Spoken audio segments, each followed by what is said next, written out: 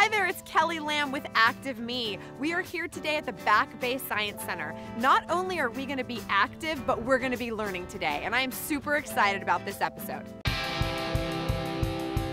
Hi everyone, I'm a business owner, a wellness coach, a yoga instructor, and the great thing is I do all of this here in my hometown of Newport Beach. I'm going to show you Newport Beach from an active lifestyle. I'm Kelly Lam, and this is Active Me.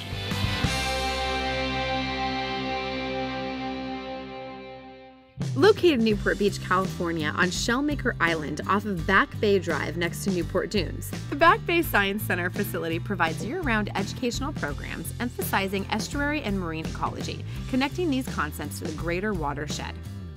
The Back Bay Science Center strives towards educating local citizens, particularly future generations, of the critical role they play in their watershed. Their goal is for people to understand what specific activities they should or should not do at home that will help protect the Back Bay. The mission of the Back Bay Science Center is to provide a hands-on facility where students and the public can study and enjoy ecology of Newport Bay and the marine ecology of the ocean, while promoting natural resource conservation and stewardship throughout the watershed. In order to schedule a visit to the Back Bay Science Center, you can complete a form and submit it to the Education Program Coordinator by specified due dates. We are here at the Back Bay Science Center with Robin. Robin, could you tell me a little bit more about the Science Center and your position here? Sure, Kelly. So I am the Education Program Coordinator for the California Department of Fish and Wildlife, and we're one of the partners that's involved with this facility, along with the City of Newport Beach, the County of Orange, their healthcare agency, and the University of California, Irvine. Oh, wow. So, that's a lot. I know. It's a lot of partners, and we all work together to offer some wonderful education opportunities, and we also have research opportunities that go on here as well. Wonderful. I am really excited to look around and get a feel for the center. I've lived here for so many years, and I've never been here at the center. So Great.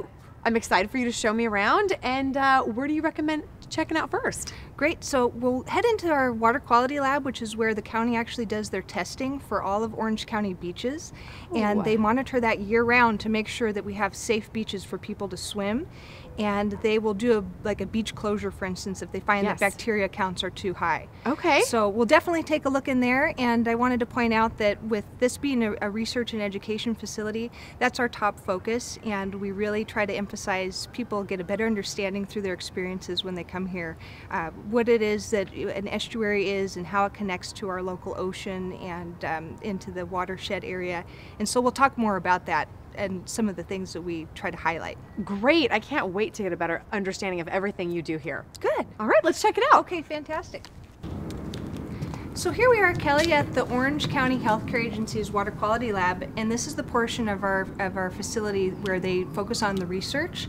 And what it is that they're monitoring is year-round they monitor Orange County's 42 miles of beaches to test the water. They bring in water samples, and they're primarily looking for any kind of bad bacteria that could cause problems with public safety, especially for people that are out swimming or surfing or doing those kinds of activities. And you said 42 miles of beach. So where is that? From what beach to what beach? Mainly Seal Beach down to Trussell's. That is a really large space. It is. So we're very centrally located, which was one of the reasons why they thought this would be an excellent partnership to join us here.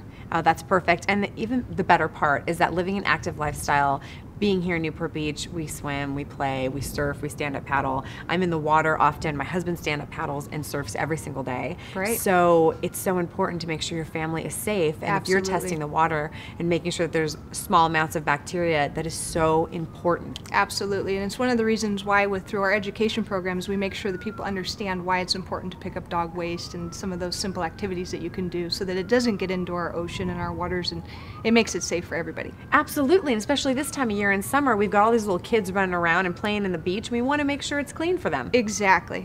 So let's go on in and I'll show you around. Perfect.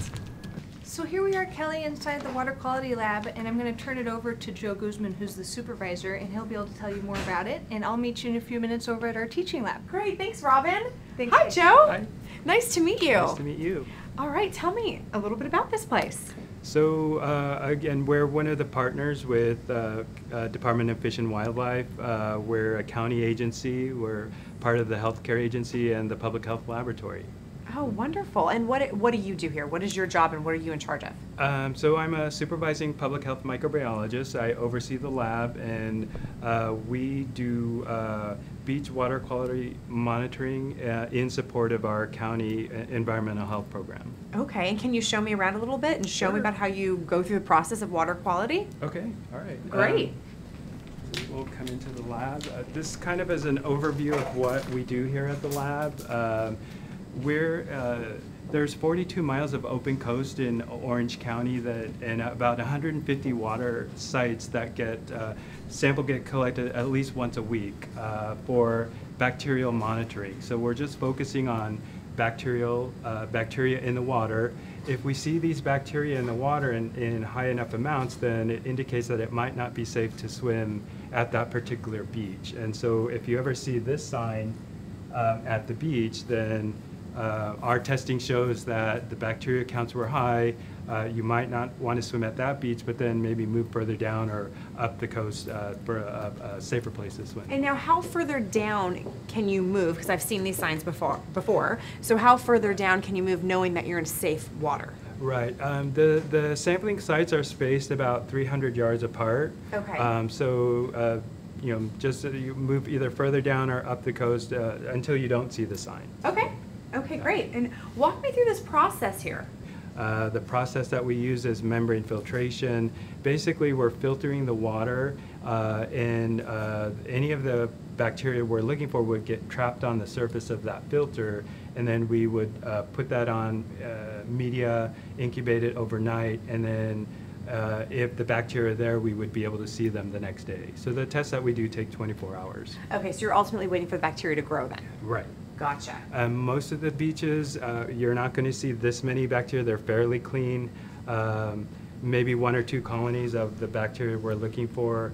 But if they get too high, then that triggers a posting. So the beach is not closed. It's just posted warning you that you're basically swimming at that beach at your own risk.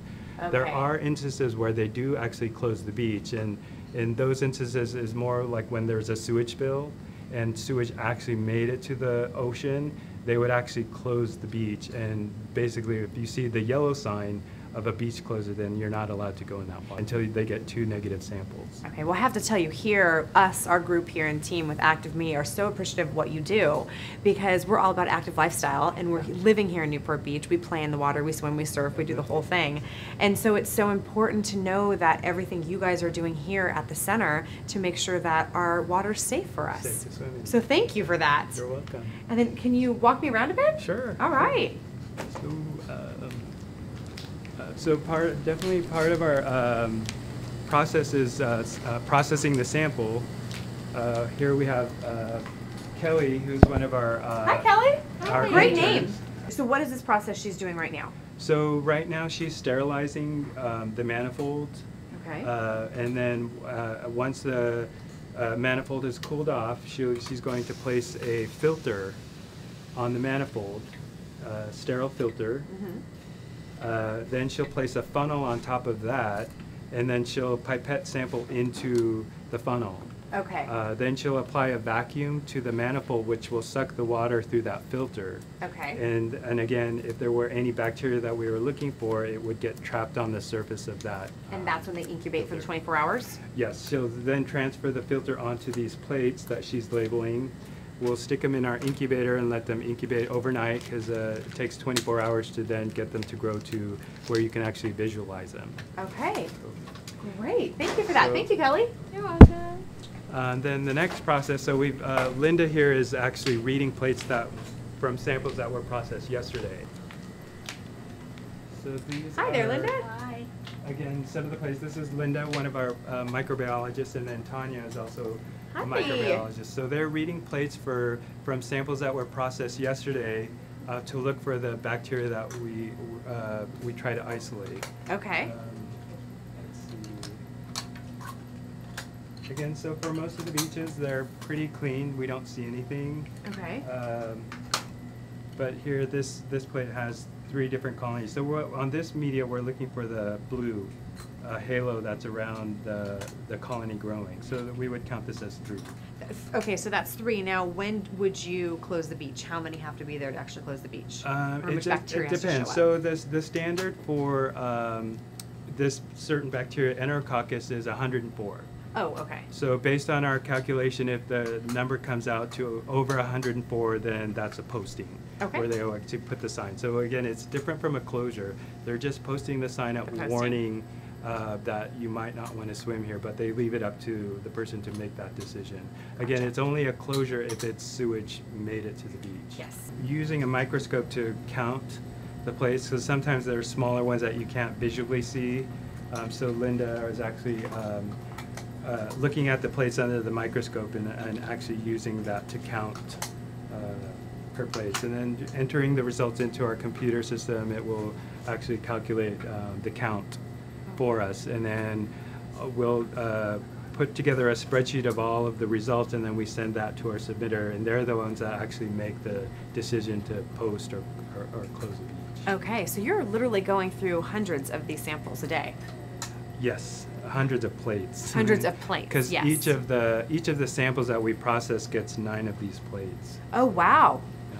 That's great. So on a typical day, we might get 50 to 60 samples.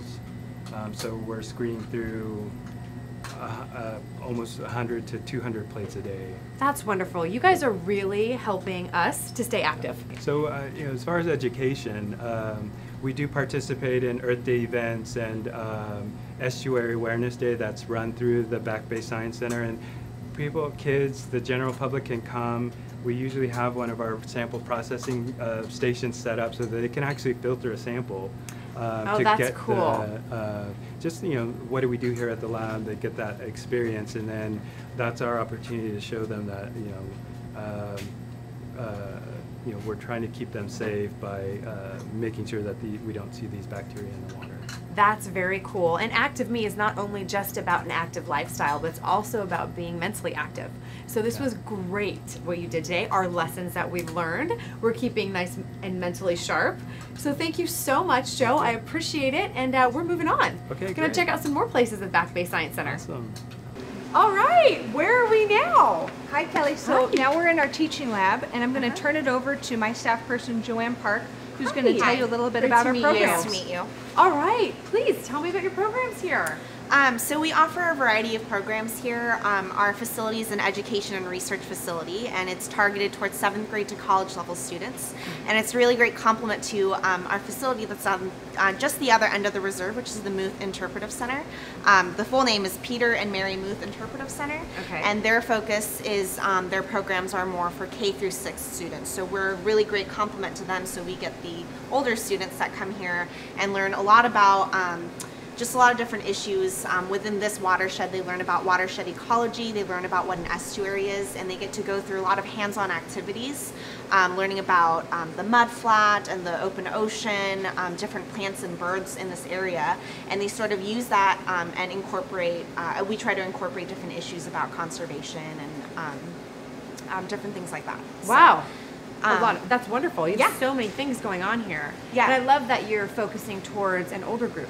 Yes. Up to high school. I mean, it's wonderful. We need to keep this education going all throughout our Yeah, school life. definitely. Yeah, and we've got a lot of different programs that is open to the public as well. So we have the Shellmaker Tour every month. That's a year-round program, and that's open to anyone. So that actually is on the same day as our marine life inventories. Oh. And so those are more geared towards our 7th and college level audience. Okay. And so they'll come out and do a lot of different hands-on activities, while the Shellmaker Tour, they get to learn a little bit more about the history of Upper Newport Bay, and they also have the opportunity to see the different things that we catch during that program. Very cool. Yeah. So you can show me around a little bit? Sure. Okay. Yeah.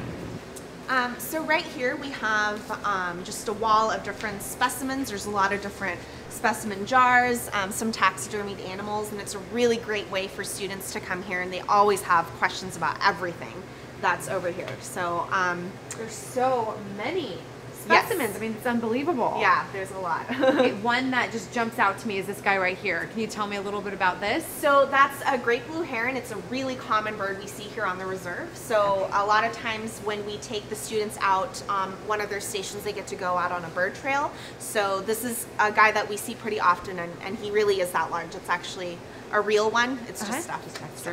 Yeah. You know, this is so wonderful because living here in Newport and just cruising around Back Bay in all different areas, to be able to see these species here and then go out into the actual wilderness and start to see them on the beach or wherever it be, it's such a great educational experience. Yeah. So what other species will we see outside that you have here that you could tell me a little bit about? There are a lot of different things. So one of the things that we do collect during our field trips, students get to do something called a mud grab, and so they'll learn about the water quality, how we test for different conditions there, and then they also get to grab some of the mud and sift through that stuff. So we catch a lot of different polychaete worms, which are going to be in these little tiny jars right here. We try to date them and try to identify as much as we can. There's octopus eggs, which is this one right here. An octopus that we had that we caught during one of our marine life inventories laid eggs here at our center, and so we got to save them and preserve them to show students. And now do you take the octopus back and bring it back into the water? Or do you keep it here? Every so often, we have animals that will catch, identify, measure, and then we'll release it. Okay. But if it's a really cool animal, especially like an octopus, we'll try to keep it in one of our tanks as a way to use for our educational programs to sort of educate students to make them aware of what sorts of animals are native here that are just within Back Bay. Okay, yeah, interesting. All right, this was great. It's so many things going on here. Can you take me over to the next station? Sure, yeah. I don't want to miss anything. So this is probably our biggest tank here. Okay. This has all of our sports fish in the area. So a lot of our students, a lot of their parents are fishermen, so they go out fishing pretty often, especially in an area like this. They'll go out on like a fishing boat or go out on the pier. And these are different species of bass. We've got some croakers in here. I think we've got one flatfish in here as well. And so that kind of gives them an idea of the different fish that we see just back in Back Bay as well. I know you said there's a turbot. Yeah, so I can identify a few for you. Those two at the top there are calico bass. I've actually had a few students tell me that they taste really good. So it's a really common fish that they catch out there. Okay. Yeah, we have a lot of barred bass in here. So those are those guys with they kind of look like they have stripes on the side. Yes. These two guys here and that one guy, they like to school together. These are yellowfin croakers. Oh, interesting. And then we have that turbot just behind that rock over there. And you said that turbots tend to camouflage themselves in the sand? They camouflage very well in the sand. Their skin color matches perfectly with the sand. It's almost blotchy, just matching the grains of the sand. And is that for protection purposes? It is, yeah. It's a way that they defend themselves. And actually, he just came out right here. Right there. Yep. Wow. Well, that was really interesting. Let's check out the next section. Sure. All right. Next up, we have this area here. This is sort of our culture station. So you can see all of the plastics in here are green, and the reason is because they are, this stuff right here is actually plankton, and we use it to feed all of our filter feeders, which are all animals that feed on plankton. Okay. So all this green stuff is phytoplankton because it's a type of plant plankton. And then we also have this right here, which is our rotifers, which is a type of zooplankton that we feed to these guys. And these are brine shrimp or artemia. And so it's sort of a kind of our own little food cycle we have going Interesting. This is so amazing what's happening here, because really when you're in the water, you don't realize everything that's going on. So what you guys have broken down here is what's happening every day, every minute in the water. Yeah, that's true. I love it. It's there's just so much knowledge to be learned here. Right, yeah. Okay, and from what I understand now, I get to go do my favorite thing, where I'm going to be actually touching some of these animals? Yes, yeah. So we've got some tanks outside where that's also a part of a lot of our education programs here, where the students get to go outside and touch different animals that you would normally see in the tide pool. Okay, awesome. Let's do it. Sure. Let's go check it out. Hey there. Hi. You must be Faye. Yes, I am. Faye, I'm Kelly. Hi, Kelly. Nice to meet you. Nice to meet you as well. Yeah. Tell me what we've got going here. Okay, so out here we have our touch tank, which is a main attraction for our programs and for Community Day Sunday. So what we have out here are a lot of different invertebrates, marine invertebrates that are typically found in the Back Bay and in the Rocky Intertidal as well. So we have some larger sea stars and a California spiny lobster. Those particular organisms are found in the Rocky Intertidal. And we also have some of our snails and other invertebrates that are found in the Back Bay. Okay, so you're saying Rocky Undertidal. Rocky Intertidal. Intertidal, and where is that? Tide pools. So when you go to the beach and at a low tide, there are like the rocks and different zonations out on the coast. That would be the Rocky Intertidal. Oh, interesting. So I get to touch and feel? Yeah, absolutely. All right. We have some good stuff down this way. All right, let's check out the good stuff. Right. What do we got here? Okay, so in here we have some of the larger invertebrates that you'd find in the Rocky Intertidal. We have predatory sea stars. These are ochre stars and giant spine sea stars. Oh, wow. They are a keystone predator in the Rocky Intertidal, which means that you may not see very many of them, but they have a large impact on their prey, which are mussels. So in the mid-zone of the Rocky Intertidal, you would see a band of mussels, and that's what these guys feed on. So underneath their bodies, they have these tube feet that are so strong they can pry open mussels, and then the stomach of the sea stars comes out and goes in between the shells. Wow. And that's how they digest their food. That's how they eat the mussels. Oh, how interesting. So they are strong little suckers. They're very strong. If you've ever tried to pry open a mussel yourself, it's nearly impossible. Oh, absolutely. So, yeah. So now anywhere around here that we'd be able to see some of these? They're not typically found in the upper Newport Bay. However, we do have brittle stars, which is another species of sea star. Okay. Those are found in the mudflats. All right, so can I touch one? Absolutely. All right, here we go. Will anything happen? No. Oh, they just hang there. Yeah. And they're sitting on top of each other. Yes. Wow. And this little guy stuck to the side, he's obviously a different type, isn't Yes, that's a bat star. Also a Rocky Intertidal star. Very cool. I'd love to see one eat. That would be crazy. Yeah. All right. Do you want to take me over to Shark Tank now? Absolutely. Okay. I do. The Shark Tank is really exciting. The visitors on Community Day love to see the sharks. Oh. This is also one of our touch tanks as well. So as long as we're using 2 fingers only and being really gentle, we can wait for the sharks to come up to us and give them a touch as they swim by. Woo. So we have the 1 leopard shark and 2 small sharks and 1 horn shark. These are all sharks that are found in the kelp forests, but they do occasionally come up into the upper Newport Bay to lay eggs and to mate. Oh, really? So these ones are all pretty small. They're juveniles still. Are they dangerous? No, they're considered carpet sharks, so they're very benthic. They have small teeth.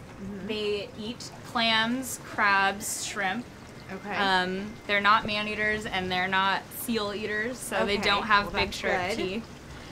They're very docile, actually, and you see them commonly when snorkeling or diving in the kelp forests. And where's the nearest kelp forest? So, actually, the nearest kelp forest is right outside of the harbor mouth and south. Oh, so, Big Corona, Little Corona, there are kelp forests out there. Oh, interesting. I just cruised by there on the 4th of July. Yeah. Okay, so do you think the skittish one will let me touch him? If you do get a chance to feel them, though, they have really rough skin like sandpaper. And that's because they have microscopic teeth-like structures on their skin called dermal denticles, and it helps them with being hydrodynamic. So that's why this guy can turn so fast and swim so fast, because his skin allows him to be really slick in the water. And then I see a little crab hiding underneath that rock. Yeah, so we collect crabs and we stick them in our tanks. They're for feeding the octopus. Okay. I was hoping that the sharks would go after the crabs as well, as, you know, for a variety in their diet, but they don't care at all about eating those crabs. Oh, really? Interesting. This guy is just really getting his exercise today. He is a perfect candidate for active me. Oh, here we go. There's another one moving. I'm sure I can get back to me. Can you do it? I'm sure I can get these guys to swim. Oh, there you go. But they're not gonna like try to bite her. No. We've never had anyone get bitten before. There we but go. There you go. He's just swimming away. Oh, here he comes back. Okay. Yeah, those guys are strange though, because they swim up with their heads out of the water and they look like dogs coming over to get pet. Yeah, people. Here it goes. What do you do? Oh my goodness, he does. He looks like a snake. There Can't touch their nose though, right? Yeah, and you don't have to be afraid at all. They won't nip or anything. Really? Wow. Just for water safety, for people that are visiting Newport or live in Newport and in the water often, what animals are they going to be seeing? What type of sea life, and are there sea life they should be concerned about versus sea life that are okay to be around? Okay, so the kelp forest is a really popular place for people to snorkel and dive in. And I myself have been diving in the kelp forest for years and have never seen anything that you should really be afraid of. If you do go swimming in the waves, for example, you want to go boogie boarding or surfing, there's something called the stingray shuffle that you should be doing, where you shuffle your feet through the sand rather than pick up the feet. Because of stingrays. So if you scare a stingray and step on one, it may sting you with its stinger. And that's a painful experience, so I've heard. But if you shuffle your feet, you're more likely to scare them away than anything. And so the stingray shuffle. Stingray shuffle. All right, well, we have to remember that. Stingray shuffle. Stingray shuffle. Well, let's stingray shuffle our way over this beautiful mural. Okay, so this beautiful mural was painted by Joanne, another scientific aide here at this facility, and it shows a really fantastic cross-section of what the mud flat looks like underneath the water. So down here we have a round ray and a turbot. Those animals like to sit right on top of the mud. Yes, we saw a turbot in the tank on Right, the side. exactly. So they camouflage themselves really well right on top of the mud. We also have some polychaete worms that are found underneath the mud. And this guy here is an innkeeper worm, so they build tubes as their homes. Oh. When we do our mud grabs or for some of our educational programs, we pull up a lot of those polychaete worms. Oh, interesting. And this plant here is eelgrass, a really important plant here in the Upper Newport Bay. It acts as a nursery ground and also a refugium for animals like this pipefish, which is related to the seahorse. As you can see, it blends right in with the blades of the eelgrass. Yes. We have lots of snails that like to lay their eggs right on the eelgrass. It blends in and is camouflaged so predators can't find it as easily. Okay. So we also have some of the fish that are found in the water column are these top smelt. They're a smaller species and they get eaten by the larger fish that you looked at inside, like the game target species, barred bass, spotted sand bass, the croakers, and yeah. Interesting. All right. So should we take our way down to the water now? Yeah, definitely. I can show you what this mud flat would look like from the beach down. Oh, that would be perfect.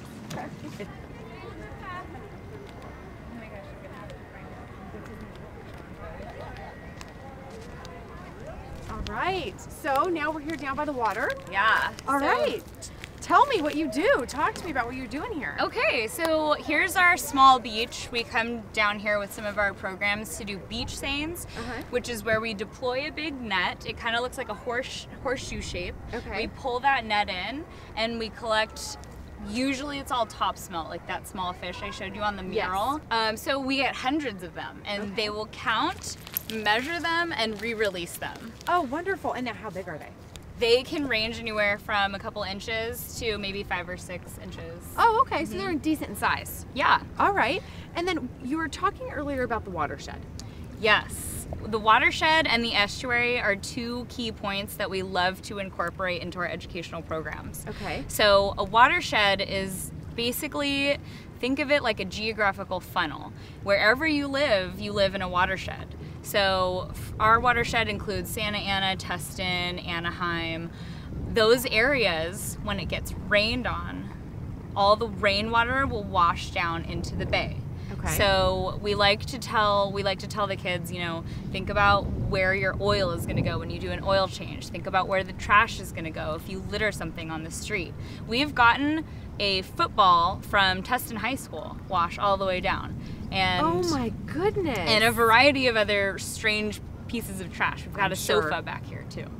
So oh my goodness. You'd be surprised what can really make its way down here. So it's so smart to not only educate these kids, but for the parents to go home, the kids to go home, educate their parents, educate their community on what they're doing in their daily life to really understand and to be aware of what harms our ocean. Exactly. Okay, so another key point that we like to incorporate into our educational programs is what is an estuary.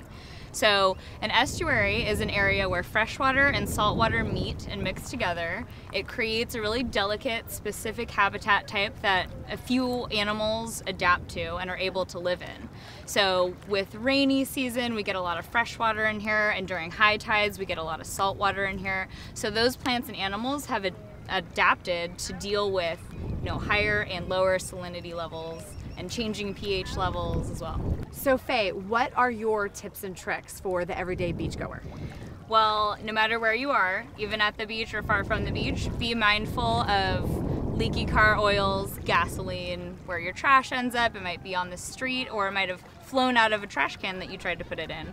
I always like to pick up trash when I go to the beach, just because, kind of like a Boy Scout rule, leave the place cleaner than you found it. Exactly, it's the right thing to do. Exactly.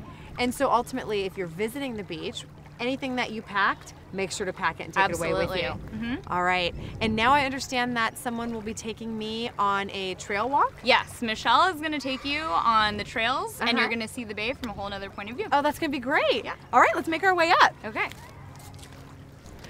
Hi. So how was it? Oh, it was great. Faye was fantastic. Wonderful. Well, now I'm going to turn you over to some representatives from the city of Newport Beach, Michelle and BB. Hi, ladies. And they're going to take you on a short little nature walk along our trail. Okay, great. Thank you so much, Robin. You're welcome. Have fun. All right. Bye, Robin. Well, hi, ladies. Hi there. So what exactly does the city of Newport have to do with the Back Bay Center? What is your direct correlation? Well, we're one of the operational partners. So there are 4 partners that operate Back Bay Science Center. The Department of Fish and Wildlife, that's who Robin works for. The city of Newport Beach, who we work for. The county, which I think you've seen the health lab. Yes. And then UCI. So we're one of the 4 organizations that work out here at Back Bay Science Center. Very cool. And then what are you going to be showing me today? Well, we're going to talk a little bit about our programs that the city manages out here at Back Bay Science Center, and then learn a little bit about the Ecological Reserve and maybe some of our programs that we have where people can come and learn about the Ecological Reserve on their own time. All right, that's great. So what programs do you have here? Well, we've run a few different programs. We run the contract for the Mountain Sea Adventure summer camps that are actually going on right now. So we have, it's called Stewards of the Sea camp that is run all throughout the summer here at the Science Center. We also do the Orange County Natural History Lecture Series, which is an adult themed environmental different things that are happening with our local nature areas and animals and species and things like that. That's interesting. So we do that the first Wednesday of every month from 7 to 9, except for December. We take December off. And we have one really exciting new thing that's coming about, which is our interactive sea life outreach vehicle, which we have named the ISOPod. It is currently in Las Vegas getting its tanks installed, but once we have it, we'll be taking it down to Little Corona to do outreach about marine protected areas, and then we'll be doing also different school field trips where we can bring the ocean to the school instead of the kids coming out. Very cool. What a great So tool. it's going to be, yeah, we're really excited about it. And actually, BB here is currently working on the programs for it. Oh. And then we have one other very exciting program, which is Community Day. Because this is a science center, and so a lot of the activities that go on here, we have to keep the gates closed and keep it kind of small and contained. Every Sunday from 10 to 2, we open the gates for the public for Community Day, where the public can come out and learn about the Ecological Reserve, which BB is going to talk in more detail about. Well, and that's great to know, because I walk back here often, and I've wondered, I've lived here for I think almost 7 years now, and walking around and just checking things out, I always see the gate closed. So I didn't know that I was able to come in. So you have community days. Yes, every Sunday we open the gates at 10 a.m. and we'll close the gates at 2 p.m. But everyone is welcome here at the center. We'll open up our teaching labs, and we will have our touch tanks back here open for you as well. Very cool. All right, and I think you're going to take me on a walk on the trail here, right? Another great thing about Community Day is that this whole place is open up, so we can go along this little trail here and talk about what we see. All right, let's get a little walk in. right, so I think Faye took you out by the mudflat area. Yes, she So did. you got a little glimpse of the ecological habitat down there with the certain plants and animals that you can find in the mud. But here along this path, along our ecological reserve, it's very representative of the plants and animals that you can find here on the bay. So we have a lot of coastal sage scrub around here that just does very well with this climate, with this soil, very particular to this area. Because of this, it creates a great environment for some migratory birds as well as local birds to stop over here as their breeding site, as their nesting site, as their feeding site. So we have a couple all-star animals like our osprey here, which brought so many people over to Community Day. Very cool. And I heard that that's the son that's up there right now? Yes. So there were 3 chicks total. There were 2 female and 1 male. The 2 female were doing really well, but the male over here, he was a little bit younger. He was a little bit of a runt. So you can probably still hear him crying because he's most likely wanting mom and dad to come home and bring him food. Oh, interesting. Interesting. All right, so this is a really special place. And the city of Newport picked this location for a purpose, correct? Yes. Since we do have this kind of diverse community of plants and animals that we did want to protect for the same reasons that we want to protect everything. So we have people in the future can come visit this area and make sure that they can have a learning experience about the ecological reserve. Absolutely. You know what's so interesting is being someone that's outdoors and likes to just play and walk and run and do all the great sporting activities we can do here in Newport. There's so much information here that I'm learning. So when I am on these hikes, I know the birds I'm looking at or the things that are, you know, walking by and whatnot. Is there anything that certain plants we should be aware of? Is everything pretty safe? Anything that's poisonous? Not that I can think of that are poisonous. So we're pretty safe then. Yeah. So this is the walk that you take on Community Day, right? Yeah, it's a short little trail. We do have an amphitheater that we use for certain programs. It's right below the osprey nesting site. So after people, you know, get their hands full at the touch tanks and they want to relax a little bit more, we do have this trail available. There's great views of the bay as well as the habitat that we have down here. Very cool. This is a great space. What a really special spot.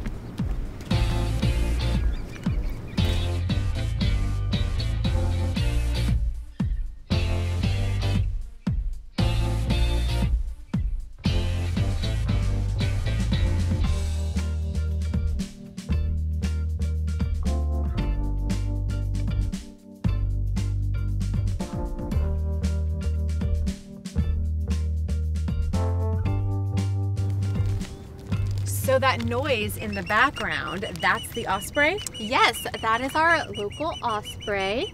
That, I believe, is the male, which came from their the 3 chicks that hatched this year. So there is a couple that has kind of claimed this nesting site as their own. Last year we didn't have any, so we're super stoked on having 3 this year. Yeah, he sure has a lot to say, doesn't he? Yeah. He's hungry. He most likely is. He's calling out to mom and dad to come bring him some fish, bring something from the bay out so we can eat it. Yeah, it's lunchtime. So what is this over here? This is our native plant nursery. So along our little walk, we got to have a little glimpse of the plants and animals that we see here on the ecological reserve, which is a great representation of what you'll find even further back into the bay. So we have a couple other organizations that we work with here at the Back Bay Science Center. One of them being the California Coastal Commission, who works out here in the bay on habitat restoration. So here at the Native Plant Nursery, they're growing some native plants, so we're able to go out into the bay, pull invasives, and plant natives. Interesting. I love that. So you're trying to grow more native plants. Yeah. And just keep the area nice and lush. Yes, exactly. And we are trying to, bring it back to once it what it once was, so all the animals that were once here can flourish in this area. Oh, that's awesome. I love it. Thank you for such a wonderful day. I really have enjoyed it here in the Back Bay, and it's been such a wonderful learning lesson. So thank you for that and all your information. You know, thank you for giving us this opportunity to show the public what we're about and share all this information and education that we have about here in the Back Bay Science Center. Well, and I will definitely come back with my nieces and nephew on a community day and check it out what you guys are doing here on a Sunday. Sounds perfect. From 10 to 2, we're here for you. All right, great, thanks. Of course. All right, let's go this way. Wrapping up this episode of Active Me, we want to thank all of our friends here at the Back Bay Science Center for such a wonderful, informative day. I have learned so much, and I want to remind you guys as the viewers, keep in mind, Active Me isn't just about staying physically active, it's also about staying mentally active. And we learned so much here today, so keep your brain working as well as keeping active physically. Have a great day, and we're looking forward to seeing you on the next episode.